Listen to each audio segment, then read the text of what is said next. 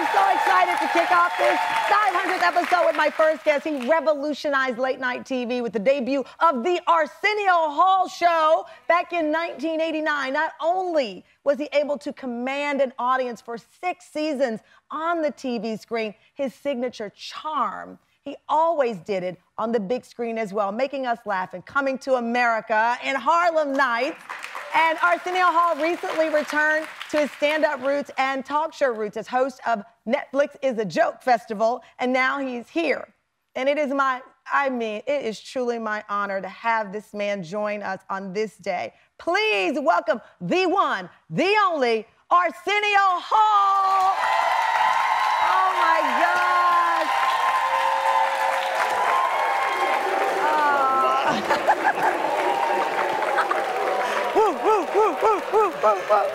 Listen, I know you wanted to be here. I know you wanted to be with us. I'm just honored that you were able to fit us in. I, many years ago, got a FedEx envelope in the mail. I still don't know if it was from you. It is in a lockbox in storage, and there was a card in it, and it said, "Good luck from one hall to the other," the original hall. And it is, I'm telling you, I have a lockbox that I keep. It has, before my dad passed, the last gift he gave me was an umbrella to keep me from getting wet in New York. And your letter, Arsenio, to me in that box. I just adore you. Thank you so much for being here. Well, thank you for being there.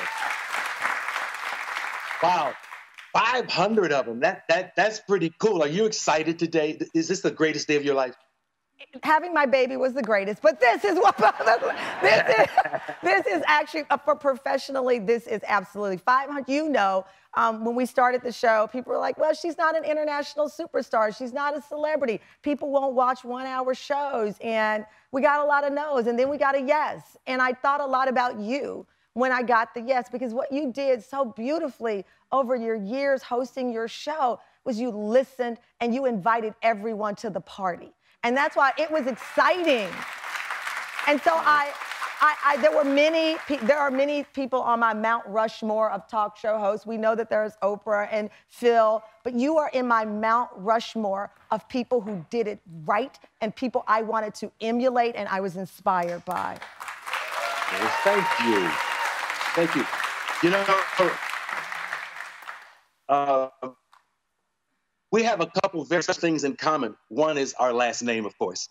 And 2 is we were both very close to Prince. And I have to admit that the reason Prince liked me is I told him you were my cousin. So I just want to admit that. I lied.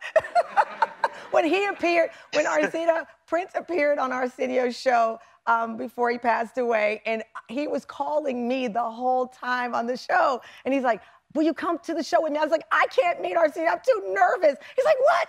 I mean, it was so beautiful to see you guys together. And that's the point of your show. You made it safe for someone like him who didn't like to do interviews to come on and be themselves. Yeah, Prince was such a unique guy. Like one time he told me, he said, "I'll call you later." And I said, "You don't have a phone." He says, "Everyone around me has a phone." So I guess when you're Prince, you don't even need a cell phone. Let me ask you a question. Okay. My hardest interview was Robert De Niro. What's been your hardest interview? My hardest interview, oh gosh. You know what? I think it was Amy Winehouse's dad, because he came on the show to talk about her legacy, and then he got on the show, and this was live, and he said, "That's not what I want to talk about. Nobody told me that." I'm like, whoa, hey. No, sir, wait a minute. And it was jarring because we never want someone to feel like you've ambushed them. And so I was like, "Listen, Amy Winehouse, Dad, you know what we were talking about." And that was like the realest on the show, because I never want people to feel like I am using them as clickbait. So that was hard for me, because it was like, I got to get control of this live. Winnie Mandela was my most intimidating. I interviewed Winnie Mandela when I was a reporter in Chicago, and I had like butterflies in my stomach the entire time, because you're with Winnie Mandela, you know, and that was incredible. Yeah. Hey, I got to ask you one more question. Okay. From a parent and a talk show host to a parent and a talk show host, how do you balance it all? I didn't have a kid when I was doing late night. And as a father, the teacher can call you and say, "Your son just broke out in a rash." How do you balance it all? How are you such a great mom and a woman doing her 500th show today. Listen, Mr. Arsenio Hall.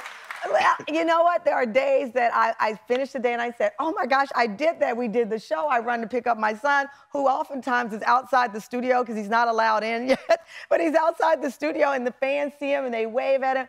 You know, there are days I get it right. There are days I get it wrong. But my mother was a 19-year-old single mom.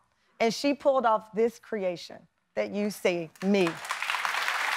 And I say, you know what? On my worst days, Mary Newton, as a 19-year-old girl on her own, had it far, far more difficult. And when I really need it, I call her and say, Mama, you're gonna have to help me with this baby. I can't do it. So it's just, you know how it goes. Some days we get it right, and the best of the experience is always trying. And so I try to be a good mom. I try to be a good friend. I try to be a good wife. I try to be a good talk show host.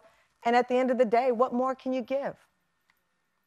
Are you living your dream? When I was a little boy, I wanted to be Johnny Carson. Yeah. And that was 100 million years ago. You coming up, who did you want to be? Is this it? I wanted to be the love child of Oprah Winfrey and Arsenio Hall. Arsenio,